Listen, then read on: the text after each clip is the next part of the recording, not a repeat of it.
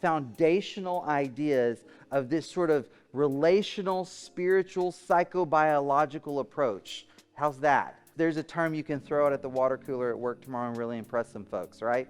Basically, what I want to start with is just to say we are fearfully and wonderfully made. We are such complicated, complex, incredible, intricate beings because we bear the image of this mysteriously beautiful, complex God. So a few foundational assumptions. So a relational psychobiological approach, which is how I come at this, and let's just stop right there. You know what relational means. Psychobiological is talking about the integration between your psyche, that's the Greek word for soul, and biology, your body.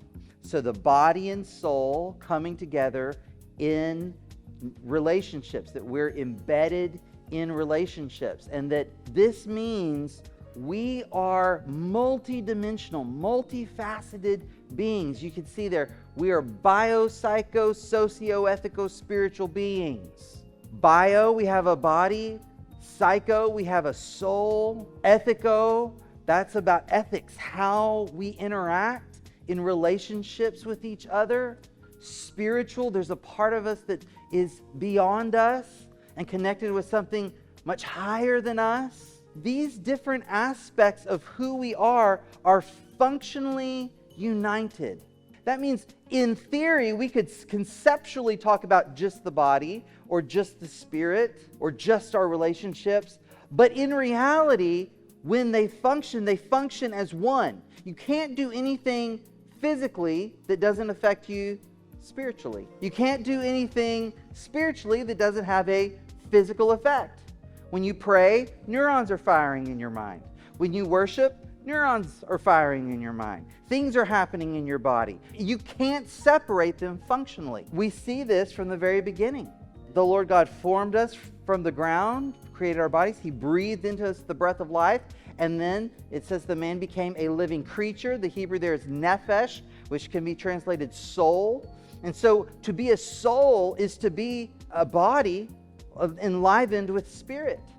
We're functionally united there. We're then told, the very first command, be fruitful and multiply and fill the earth.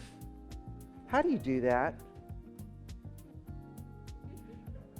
Oh, come on. We're at a conference on sex and nobody wants to say it.